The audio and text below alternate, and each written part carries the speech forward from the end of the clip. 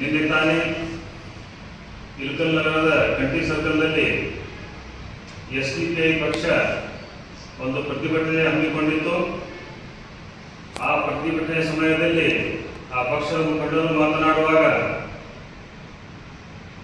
ನಮ್ಮ ಹುಣಸೂರು ಮತಕ್ಷೇತ್ರದ ಜನಪ್ರಿಯ ಶಾಸಕರಾದಂಥ ಸನ್ಮಾನ್ಯ ಡಾಕ್ಟರ್ ಕಾಶಪ್ಪನವರ ಬಗ್ಗೆ ಕೆಲವೊಂದು ಆಕ್ಷೇಪಾರ್ಹ ಮಾತುಗಳನ್ನು ಆಡಿರುತ್ತಾರೆ. ಆ ಒಂದು ಆಕ್ಷೇಪಾರ್ಹ ಮಾತುಗಳಿಗೆ ನಾವು ಉತ್ತರ ಕೊಡಲಿಕ್ಕೆ ಇರುವುದು ಪತ್ರಿಕಾಗೋಷ್ಠಿಯನ್ನು ನಾವು ಕರೆದಿದ್ದೇವೆ. ಇವತ್ತು ನನ್ನ ಜೊತೆಗೆ ನಮ್ಮ ಪಕ್ಷದ ಅಲ್ಪಸಂಖ್ಯಾತ ಘಟಕದ ಅಧ್ಯಕ್ಷರಾದಂಥ ಹಸನ್ ವಾಕಿಯವರು, ನಮ್ಮ ನಗರಸಭೆ ಸದಸ್ಯರಾದಂಥ ಅಬ್ಬು ಹಳ್ಳಿಯವರು, ಯುವ ಮುಖಂಡರಾದಂಥ ಸಂದಾನಿ ದೀಪಾಳಿಯವರು, ಯಾಸಿನ್ ಎಂಟಾಪುರವರು, ಇನ್ನೂರು NSP ಮಾಜಿ ಅಧ್ಯಕ್ಷರಾದಂಥ ಡಾಕ್ಟರ್ ವಸೀಂ ಜಾಗೀರ್ದಾರ್ ಅವರು, ನಗರಸಭೆ ಪರಾಜಿತ ಅಭ್ಯರ್ಥಿಯಾದಂಥ ನಮ್ಮ ಹುಸೇನ್ ಸಕ್ಕಲ್ಗಡ್ಡಿಯವರು ಮತ್ತು ಇನ್ನೊಬ್ಬ ಯುವ ಮುಖಂಡರು ನಮ್ಮ ಜೊತೆಗಿದ್ದಾರೆ. ಸನ್ಮಾನ್ಯರೇ, ತಮ್ಮೆಲ್ಲರಿಗೂ ಗೊತ್ತಿದ್ದ ಹಾಗೆ ಅವರು ನಮ್ಮ ಶಾಸಕರ ಮೇಲೆ ಕೆಲವೊಂದು ನಿರಾಧಾರ ಆರೋಪಗಳನ್ನು ಮಾಡಿರುತ್ತಾರೆ. ಏನು, ಶಾಸಕರು ಕೇವಲ ಮುಸಲ್ಮಾನರ ಮತಗಳನ್ನು ಪಡೆದು ಶಾಸಕರಿಗೆ ಅಷ್ಟೇ ಅಲ್ಲ, ಅವರು ಪಕ್ಷಕ್ಕೆ ಕಾಂಗ್ರೆಸ್ ಪಕ್ಷಕ್ಕೂ ಕೂಡ ಕೆಲವೊಂದು ಆರೋಪಗಳನ್ನು ಹೊರಿಸಿದ್ದಾರೆ.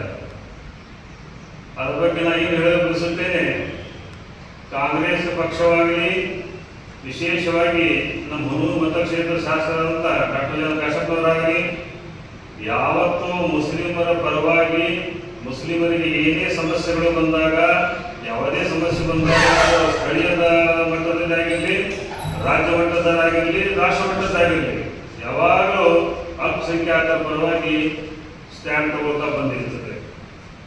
ಈ ಸ್ಥಳೀಯ ವಿಷಯಕ್ಕೆ ಬಂದಾಗ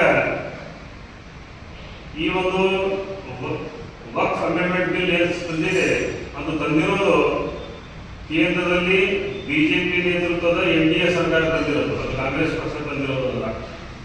ಈಗಾಗಲೇ ನಮ್ಮ ರಾಷ್ಟ್ರ ನಾಯಕರು ಅದನ್ನು ಪ್ರಬಲವಾಗಿ ವಿರೋಧಿಸುತ್ತಿದ್ದಾರೆ. ಅವರು ವಿರೋಧಿಸಿದ್ದಕ್ಕೆ ಮಾತ್ರ ಅದು JPCಗೆ ಕೊಡಲಾಗಿದೆ, ಇಲ್ಲಾಂದ್ರೆ ಅದು ಪಾಸ್ ಆಗಿ ಹೋಗುತ್ತಿತ್ತು. ಮತ್ತು ಇಡೀ ಕಾಶ್ಮೀರದಿಂದ ಕನ್ಯಾಕುಮಾರಿವರೆಗೆ ನಮ್ಮ ಮುಸ್ಲಿಂ ಬಾಂಧವರು ವಕ್ಫ್ ಪ್ರಾಪರ್ಟಿ ಉಳಿಸಲಿಕ್ಕೆ, ಈ ಒಂದು ಕಾನೂನನ್ನು ವಿರೋಧಿಸಲಿಕ್ಕೆ ಈಗಾಗಲೇ ಸೋಷಿಯಲ್ ಮೀಡಿಯಾ ಮುಖಾಂತರ ಅಭಿಯಾನವನ್ನು, ಇಮೇಲ್ ಮುಖಾಂತರ ಕೋಟ್ಯಾಂತರ ಜನರು ಈಗಾಗಲೇ ಇಮೇಲ್ ಅನ್ನು JPCಗೆ ಕಳಿಸಿರುತ್ತಾರೆ. ಇಳಕಲ್ಗೆ ಬಂದಾಗ ಇಳಕಲ್ದಾಗಿಯೂ ಕೂಡ ನಮ್ಮ ಅಲ್ಪಸಂಖ್ಯಾತ ಮುಖಂಡರು ಓಣಿ ಅಡ್ಡಾಡಿ, ಮನೆಗೆ ಅಡ್ಡಾಡಿ, ನಾವು ಕೂಡ ಜುಮ್ಮಾ ದಿವಸ, ಶುಕ್ರವಾರ ದಿವಸ ಮಸೀದಿಯಲ್ಲಿ ಎಲ್ಲಾ ಮುಸಲ್ಮಾನರನ್ನು ಇದರ ಬಗ್ಗೆ ಈ ಒಂದು ಅಮೆಂಡ್ಮೆಂಟ್ ಅನ್ನು ವಿರೋಧಿಸಲಿಕ್ಕೆ ನಾವು ಪ್ರೇರಣೆ ಕೊಟ್ಟಿದ್ದೀವಿ. ಎಲ್ಲರೂ, ಮಹಿಳೆಯರು, ಪುರುಷರು ಎಲ್ಲರೂ, ಅವರಿಲ್ಲದೆ ಎಲ್ಲರೂ ಇದನ್ನು ವಿರೋಧ ಮಾಡ್ತಾ ಇದ್ದಾರೆ. ಈಗ ನಮ್ಮ ಶಾಸಕರ ವಿಷಯಕ್ಕೆ ಬಂದಾಗ, ಯಾಕಂತಂದ್ರೆ ಇವತ್ತು ಕರೆದಿರೋದು ಉದ್ದೇಶ ಅದೇ, ಶಾಸಕರ ವಿಷಯಕ್ಕೆ ಬಂದಾಗ ನಮ್ಮ ಶಾಸಕರು ನಿಮ್ಗೆ ಈಗಾಗಲೇ ಗೊತ್ತಿರಬಹುದು, ಈ ಹಿಂದೆ CWA NRC ಈ ಕೇಂದ್ರ ಸರ್ಕಾರ ತಂದಾಗ ಹುಣಸೂರು ಮತಕ್ಷೇತ್ರದ ಸರಿಸುಮಾರು ಇಳಕಲ್ ಅಂಜುಮನ್ ಸಂಸ್ಥೆ ಹಮ್ಮಿಕೊಂಡ ಕಾರ್ಯಕ್ರಮದಲ್ಲಿ ಕೂಡ ನೇತೃತ್ವ ವಹಿಸಿ ಬಹಿರಂಗ ಸಭೆಯನ್ನು ಉದ್ದೇಶಿಸಿ ಆ ಒಂದು ಬಿಲ್ಲನ್ನು ವಿರೋಧಿಸಿದ್ದು ತಾವೆಲ್ಲ ಸಾಕ್ಷಿ ಇದ್ದೀರಿ. ಜೊತೆಗೆ ಹುಣಸೂರು ನಗರದಲ್ಲಿಯೂ ಕೂಡ ಅಲ್ಲಿ ಅಂಜುಮನ್ ಸಂಸ್ಥೆ ಕೂಡ ಈ ಒಂದು CWA NRC ವಿರುದ್ಧ ಪ್ರತಿಭಟನೆ ಹಮ್ಮಿಕೊಂಡಾಗ ಅದರಲ್ಲಿ ಕೂಡ ಪಾದಯಾತ್ರೆ ಮಾಡಿ ಬಹಿರಂಗ ಸಭೆಯನ್ನು ಉದ್ದೇಶಿಸಿ ಅಲ್ಲಿ ಕೂಡ ಅದನ್ನು ವಿರೋಧ ಮಾಡಿರುತ್ತಾರೆ. ಜೊತೆಗೆ ಐತಿಹಾಸಿಕವಾಗಿ ಇಳಕಲ್ ನಗರದಿಂದ ಬಿಜಾಪುರವರೆಗೆ 110 ಕಿಲೋಮೀಟರ್ ವರೆಗಿನ ಪಾದಯಾತ್ರೆಯಲ್ಲಿ ನಮ್ಮ ಸಮಾಜದ ಜೊತೆ ಹೆಜ್ಜೆ ಹಾಕಿ ಒಂದು ಐತಿಹಾಸಿಕ ಒಂದು ಇದನ್ನು ತೋರಿಸಿಕೊಟ್ಟಿರ್ತಾರೆ. ನಾನು ಮುಸಲ್ಮರ ಜೊತೆ ಇದ್ದೇನೆ ಎನ್ನುವ ಒಂದು ಭಾವನೆ, ಒಂದು ವಿಶ್ವಾಸ ಅವರು ತೋರಿಸಿಕೊಟ್ಟಿದ್ದಾರೆ. ಇದಕ್ಕೆಲ್ಲ ತಾವೆಲ್ಲರೂ ಇಡೀ ರಾಷ್ಟ್ರವೇ ಸಾಕ್ಷಿಯಾಗಿದೆ. ಹೀಗಿರುವಾಗ ವಿನಾಕಾರಣ ಶಾಸಕರು ಮುಸಲ್ಮಾನರ ಮತಗಳನ್ನು ಓಲೈಸಿ, ಹಂಗೆ ಮಾಡಿ, ಕುಸಲಾಯಿಸಿ ತಗೊಂಡು ಅವ್ರ ಪರವಾಗಿ ನಿಲ್ಲೋದಿಲ್ಲ ಅನ್ನೋದು ಸತ್ಯಕ್ಕೆ ದೂರವಾದದ್ದು, ಅತ್ಯಂತ ಸುಳ್ಳುವಾದದ್ದು ಮತ್ತು ನಿರಾಧಾರವಾದ ಒಂದು ಆರೋಪ. ಜೊತೆಗೆ ನಾನು ಇನ್ನೊಂದು ಹೇಳಲು ಬಯಸುತ್ತೇನೆ, ಶಾಸಕರು ಕೇವಲ ಮುಸಲ್ಮಾನರ ಪ್ರತಿನಿಧಿಯಲ್ಲ, ಅವರು ಕ್ಷೇತ್ರದ ಎಲ್ಲ ಜನರ ಪ್ರತಿನಿಧಿಗಳು. ಅವರು 80,000 ಮತಗಳನ್ನು ತಂದು ಆರಿಸಿ ಬಂದಂಥವರು. ಅವರಿಗೆ ಕೇವಲ ಮುಸಲ್ಮಾನರಷ್ಟೇ ವೋಟ್ ಹಾಕಿಲ್ಲ, ಅವ್ರ ಜೊತೆಗೆ ಎಲ್ಲ ಸಮಾಜ ಬಾಂಧವರು ವೋಟ್ ಹಾಕಿದ್ದಾರೆ. ಮುಸಲ್ಮಾನರ ಪರ್ಸೆಂಟೇಜ್ ಸ್ವಲ್ಪ ಹೆಚ್ಚಿಗಿರ್ಬೋದು ಅಷ್ಟೇ, ಆದರೆ ಕೇವಲ ಮುಸಲ್ಮಾನರೇ ಅಷ್ಟೇ ನಾವು ಓಟ್ ಹಾಕಿ ನಾವು ಶಾಸಕರನ್ನು ಆಶೆ ತಂದೀವಿ, ರಾಜ್ಯದಾಗ ಸರ್ಕಾರ ಆಶೆ ತಂದೀವಿ ಅನ್ನೋದು ಅದು ನಿಜವಲ್ಲ, ತಪ್ಪದು. ಎಲ್ಲರೂ ಹಾಕಿದ್ದಾರೆ, ಎಲ್ಲ ಸಮಾಜ ಬಾಂಧವರು ಹಾಕಿದಾಗ ಮಾತ್ರ ಒಬ್ಬ ಶಾಸಕರಾಗಿ ಆಗಲಿ ಸರ್ಕಾರ ರಚನೆ ಆಗಲಿಕ್ಕೆ ಸಾಧ್ಯವಿದೆ. ಹೀಗಾಗಿ ನಾನು ನಿನ್ನ ಇನ್ನೊಂದು ವಿಷಯ, ಇದು JPCಗೆ ಈಗಾಗಲೇ ನಮಗೆ ವಿಶ್ವಾಸವಿದೆ. ನಮ್ಮ ರಾಜ್ಯದ 136 ಶಾಸಕರು, ನಮ್ಮ ಮುಖ್ಯಮಂತ್ರಿಗಳು ಮತ್ತು ನಮ್ಮ ಕರ್ನಾಟಕ ರಾಜ್ಯದ KPCC ಅಧ್ಯಕ್ಷರ ನೇತೃತ್ವದಲ್ಲಿ ಈಗಾಗಲೇ ಒಂದು ಖಂಡನಾ ನಿರ್ಣಯವನ್ನು ತಗೊಂಡಿದ್ದಾರೆ, ಅಲ್ಲಿಗೆ ಕಳಸಾಪುರದಲ್ಲಿದ್ದಾರೆ. ತಾವು ರಾಜ್ಯದ ರಾಜಕೀಯ ಪರಿಸ್ಥಿತಿಗಳನ್ನು ತಾವು ನೋಡ್ತಿರ್ಬೋದು, ದಿನಪ್ರತಿ ನಡೀತಾ ಇದೆ ಅನ್ನೋದು ನಮಗೆ ವಿಶ್ವಾಸ ಇದೆ. ನಮ್ಮ ಕರ್ನಾಟಕ ರಾಜ್ಯದ ಕಾಂಗ್ರೆಸ್ ಪಕ್ಷದ ಎಲ್ಲ ಒಲಿಮಾಗಳು, ಎಲ್ಲ ನಮ್ಮ ಮುಫ್ತಿ ಅಕ್ರಾಮ್ಗಳು, ಎಲ್ಲ ಮುಖಂಡರು, ಎಲ್ಲ ಶಾಸಕರು ಮತ್ತು ಅವರಿಗರಲ್ಲದೆ ಕರ್ನಾಟಕ ರಾಜ್ಯದ ಎಲ್ಲ ಮುಸ್ಲಿಂ ಅಲ್ಪಸಂಖ್ಯಾತ ಬಾಂಧವರು ಈ ಒಂದು ಬಿಲ್ಲನ್ನು ವಿರೋಧಿಸುತ್ತಾ ಬಂದಿರುತ್ತಾರೆ. ಇಲ್ಲೇ ಶಾಸಕರ ಮೇಲೆ ಪ್ರತ್ಯೇಕವಾಗಿ ಆರೋಪ ಹೊರಿಸೋದು ಅದು ಖಂಡನೆ ಅತ್ಯಂತ ಖಂಡನೀಯವಾದದ್ದು. ನಾನು SDPI ಮುಖಂಡರಿಗೆ ಕೇಳಿಕೊಳ್ಳುತ್ತೇನೆ, ನೀವು ನಿಮ್ಮ ಮಾತನ್ನು ಹೊಳಿ ತಗೋಬೇಕು. ಇದು ಸತ್ಯಕ್ಕೆ ದೂರವಾದದ್ದು.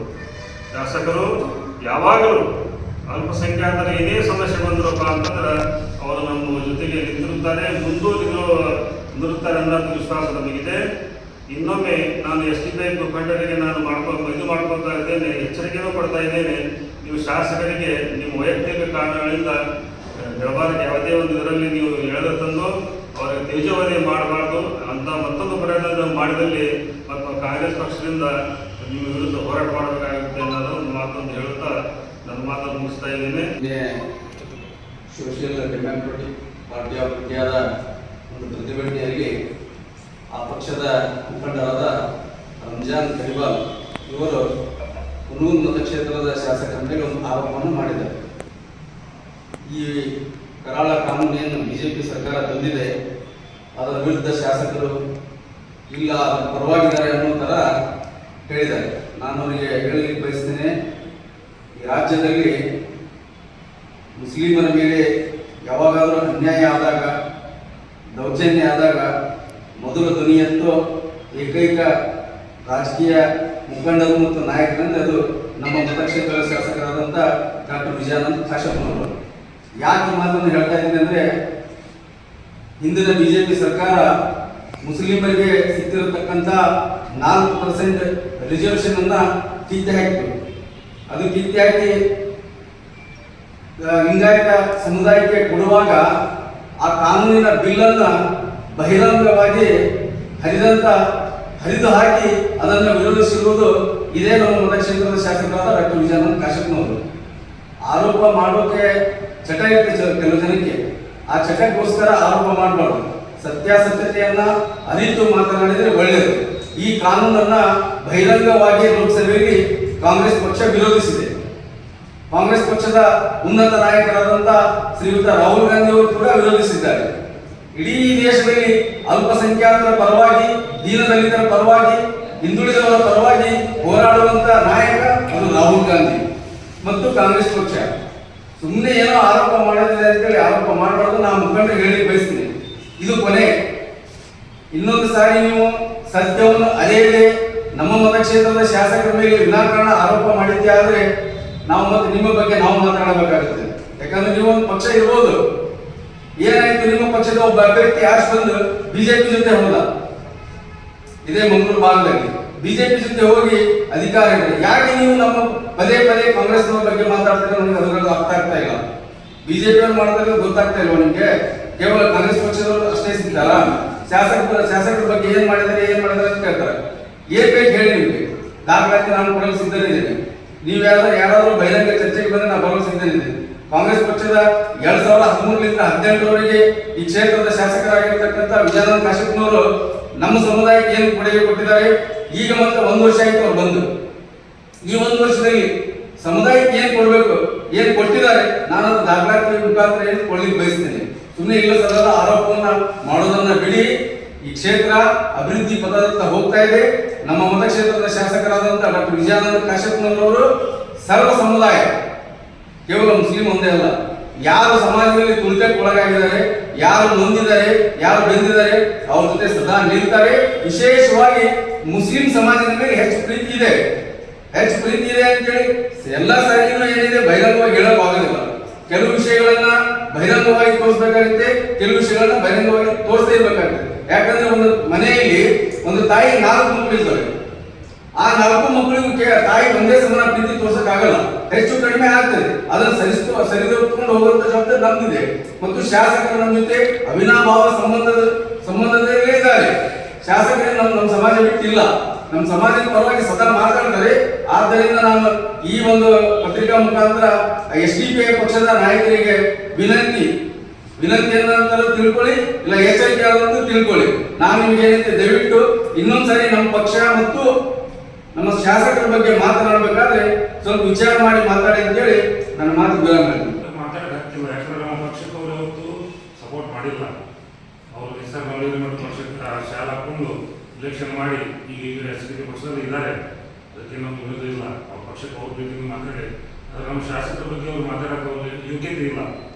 ಅವ್ರ ವಾದ ಏನಂತಂದ್ರೆ ಕೇವಲ ಬೆರಳಿಕೆಯಷ್ಟು ಮುಸ್ಲಿಂ ನಾಯಕರನ್ನ ಇಟ್ಕೊಂಡು ಅವರಷ್ಟೇ ಇಡೀ ಮುಸ್ಲಿಂ ಸಮುದಾಯವಲ್ಲ, ಈ ಮುಸ್ಲಿಂ ಸಮುದಾಯ ಅಷ್ಟೇ ಮುಸ್ಲಿಂ ಸಮುದಾಯ ಅಲ್ಲ, ಮೂಲೆಯಲ್ಲಿರುವಂಥ ಕೊನೆಯ ವ್ಯಕ್ತಿ, ಮುಸ್ಲಿಂ ಸಮಾಜದ ಕೊನೆಯ ವ್ಯಕ್ತಿಗೂ ಕೂಡ ನೋವಾಗೈತಿ ವಕ್ಫ್ ಬೋರ್ಡಿಂದ. ಕರೆಕ್ಟಾ? ಆ ಕಾರಣಕ್ಕೆ ಈ ಶಾಸಕರಾಗಲಿ ಅಥವಾ ಕಾಂಗ್ರೆಸ್ ಸರ್ಕಾರವಾಗಲಿ ಏನು ಅದ್ರ ವಿರುದ್ಧ ಹೊರಗಡೆ ಬಂದು ಧ್ವನಿ ಎತ್ತಾ ಇಲ್ಲ, ವಿರೋಧ ಮಾಡ್ತಾ ಇಲ್ಲ ಅನ್ನೋ ಪರಿಭಾಷೆಯಲ್ಲಿ ಅವ್ರು ಮಾತಾಡ್ತಾರೆ. ಸೊ ಅದಕ್ಕೆ ತಮ್ಮ ಬೇಕಾಗ್ತದೆ. ಸರ್, ಈಗ ಆಗಲೇ ಒಂದು ಸ್ಪಷ್ಟೀಕರಣ ಕೊಟ್ಟರೆ ನೀವು ಈಗ ನೇರವಾಗಿ ಶಾಸಕರ ಮೇಲೆ ಆರೋಪ ಮಾಡ್ತಾರೆ. ಇಲ್ಲಿ ಇದ್ರ ಬಗ್ಗೆ ಇದುವರೆಗೂ ವಕ್ಫ್ ಬೋರ್ಡ್ ಬಗ್ಗೆ ಎಲ್ಲಿ ಒಂದು ಸ್ಟೇಟ್ಮೆಂಟ್ ಕೊಟ್ಟಿಲ್ಲ ಅನ್ನೋದು ಅವರು ಮಾತನಾಡ್ತಾರೆ. ಇಲ್ಲಿ 2 ವಿಷಯ ಅದಾವೆ. ಒಂದು, ವಕ್ಫ್ ಅಮೆಂಡ್ಮೆಂಟ್ ಏನು ತಂದಿದೆಯಲ್ಲ ಕೇಂದ್ರದ NDA ಸರ್ಕಾರ, ಅದರ ವಿರುದ್ಧ ನಾವು ಅಭಿಯಾನ ನಡೆಸಿವಿ ಆಲ್ರೆಡಿ. ಅವರೇನಂತಾರ, ಶಾಸಕರಾಗಲಿ ಕಾಂಗ್ರೆಸ್ ಪಕ್ಷ ಆಗಲಿ ಬಹಿರಂಗವಾಗಿ ಬಂದು ಮಾಡಲಿ ಅಂತ. ಈಗಾಗಲೇ ಕೇಂದ್ರದಲ್ಲಿ ನಾ ಇಲ್ಲೇ ಮುಂಚೆ ಕೇಳಿದ್ದೀನಿ, ಕೇಂದ್ರದಲ್ಲಿ ನಮ್ಮ ರಾಹುಲ್ ಗಾಂಧಿ ವಿರೋಧ ಪಕ್ಷದ ನಾಯಕರಾದಂಥ ರಾಹುಲ್ ಗಾಂಧಿ ಅವರು ಮತ್ತು ಎಲ್ಲ ವಿರೋಧ ಪಕ್ಷದವರು ಮತ್ತು NDAಯಲ್ಲಿ ಇರುವಂಥ ಪಕ್ಷಗಳು ಕೂಡ ಇದನ್ನು ವಿರೋಧಿಸಿವೆ. ಅವರು ವಿರೋಧ ಮಾಡದೆ ಹೋದಲ್ಲಿ ಅದು JPCಗೆ ಹೋಗಿದ್ದಿಲ್ಲ, ಅದು ಕಾನೂನಾಗಿ ಬಂದಿತ್ತು. ಹೀಗಾಗಿ ಕೇಂದ್ರದಿಂದನೇ ವಿರೋಧ ಆಗಿದೆ, ಅದು ರಾಜ್ಯದಿಂದನೂ ವಿರೋಧ ಆಗುತ್ತೆ. ನಮ್ಮ ಕಾಂಗ್ರೆಸ್ ಪಕ್ಷ ಯಾವಾಗಲೂ, ನಾ ಹೇಳ್ತಾ ಇದ್ದೀನಿ, ಜವಾಬ್ದಾರಿ ಬ್ಲಾಕ್ ಅಧ್ಯಕ್ಷನ ಹೇಳ್ತಾ ಇದ್ದೇನೆ, ನಮ್ಮ ಕಾಂಗ್ರೆಸ್ ಪಕ್ಷ ಮತ್ತು ನಮ್ಮ ಶಾಸಕರು ಯಾವಾಗಲೂ ಅಲ್ಪಸಂಖ್ಯಾತರ ಹಿತದೃಷ್ಟಿಯಿಂದ ಕೆಲಸ ಮಾಡ್ತಾ ಇದ್ದಾರೆ, ಮುಂದೂ ಮಾಡ್ತಾ ಇದ್ದಾರೆ. ನಾವಿಲ್ಲಿ ಅವರು ತಾಲೂಕಿಗೆ ತಂದಂಥ ಕೊಡುಗೆಗಳನ್ನು ಹೇಳ್ಕೊಂತ ನಿಂತರೆ ಇದು ಪತ್ರಿಕಾಗೋಷ್ಠಿ 2 ತಾಸು 3 ತಾಸು ಆದರೂ ಸಾಲವಿಲ್ಲ. ನೀವು ಕಳೆದ ಅವಧಿಯಲ್ಲಿ ಬಿಡಿ, ಇದೇ ಅವಧಿಯಲ್ಲಿ ಈಗಾಗಲೇ 5 ಕೋಟಿ ರೂಪಾಯಿ ಅಲ್ಪಸಂಖ್ಯಾತ ಕಾಲೋನಿಗಳಿಗೆ ಡೆವಲಪ್ಮೆಂಟ್ ಮಾಡಲಿಕ್ಕೆ ಈಗಾಗಲೇ ಪಟ್ಟು ತಂದಿದ್ದಾರೆ, ಕೆಲಸನೂ ಹಾಕಿದ್ದಾರೆ. ಅವ್ರ ಮೇಲೆ ವಿನಾಕಾರಣ ನೀವು ನಿಮ್ದೇನಾರ ಪರ್ಸನಲ್ ಏನಾಗಿತ್ತಪ್ಪ ಅಂತಂದ್ರೆ ಅದು ಮಾಡೋದು ತಪ್ಪು. ನೀವು ಪ್ರತಿಭಟನೆ ಮಾಡಕತ್ತೀರಿ, ಮಾಡ್ರಿ, ನಾವು ಮಾಡಕತ್ತೀವಿ, ನೀವು ಮಾಡಕತ್ತೀರಿ. ಬಟ್ ವಿಶೇಷವಾಗಿ ಪ್ರತ್ಯೇಕವಾಗಿ ಶಾಸಕರನ್ನು ಗುರಿಯಾಗಿಟ್ಟುಕೊಂಡು ಮಾತಾಡೋದು ಇದು ಯಾವ ಕಾರಣಕ್ಕೂ ಸರಿಯಲ್ಲ. ಇನ್ನು ಮುಂದೆ ಇಂಥ ಮಾತಾಡಲಿಕ್ಕೆ ಹೋಗಬೇಡ್ರಿ ಅನ್ನೋದೊಂದು ಎಚ್ಚರಿಕೆಯನ್ನು ನಾವು ಅವರಿಗೆ ಕೊಡಲು ಬಯಸ್ತೀವಿ. ಇನ್ನೊಂದು ಮಾತು, ಕೇವಲ ಮುಸಲ್ಮಾನ ಅಂತ ಗೆದ್ದಿಲ್ಲ, ಎಲ್ಲರಿಂದಲೂ ಗೆದ್ದೈತಿ ಅಂತ ನೀವು ಅಂದ್ರೆ ಅವ್ರ ಮಾತನ್ನು ನೀವು ವಿರೋಧಿಸ್ತೀರಿ. ಕೇವಲ ಮುಸಲ್ಮಾನ ಅಂತ ಗೆದ್ದಿಲ್ಲ ಅನ್ನೋದು ನೀವು ಒಪ್ಪೋದೈತಿ. ವಿರೋಧಿಸೋದಿಲ್ಲ, ನಾನು ಸರಿಪಡಿಸ್ತಾ ಇದ್ದೀನಿ. ಈ ಹಿಂದಿನ ನಾನು ಚುನಾಯಿತ ನಂತರ ಹೇಳಿದ್ವಿ, ನಾವು ಯಾವುದೇ ಒಂದು ಸಮಾಜದ 1 ಓಟು ಬಂದರೂ ಅದು ಅಷ್ಟೇ ಗೌರವ ಅಂತೇಳಿ. ಮುಸ್ಲಿಮರ ಪ್ರಮಾಣ ಪರ್ಸೆಂಟೇಜ್ನಲ್ಲಿ ಹೆಚ್ಚಿರ್ಬೋದು, ಆದರೆ ಮುಸ್ಲಿಮರೇ ಅಧಿಕಾರಕ್ಕೆ ತಂದಾರ ಅನ್ನೋದು ವಾದ ಅದು ಅಲ್ಲ. ಇದೇ ಮಾತನ್ನ ಹಿಂದೆ ಉಸ್ಮಾನ್ ಅವರು ಹೇಳಿದ್ರು. ಅದಕ್ಕೆ ಕೇಳಿದೆ ನಾನು, ಅವ್ರ ವಾದನ ಅದೇ ಇತ್ತು, ಇವ್ರ ವಾದನ ಅದೇ ಇತ್ತು, ಅದಕ್ಕೆ ಕೇಳಿದೆ ನಾನು. ಉಸ್ಮಾನ್ ಗನಿ ಅವರು ಪಾರ್ಟಿ ಬೇರೆ ಐತೆ, ನಾವು ಅವ್ರ ಬಗ್ಗೆ ಹೇಳಂಗಿಲ್ಲ. ನಮ್ಮ ನಾಯಕ, ನಮ್ಮ ಹಿರಿಯರವರು, ಅವ್ರ ಬಗ್ಗೆ ನಮ್ಮ ಅಪ್ಪ ಗೌರವ ಐತೆ. ಇನ್ನಷ್ಟು ಅಪ್ಡೇಟ್ಗಳಿಗಾಗಿ ಫಾಲೋ ಮಾಡಿ ವಿಜಯ ಧ್ವನಿ ನ್ಯೂಸ್.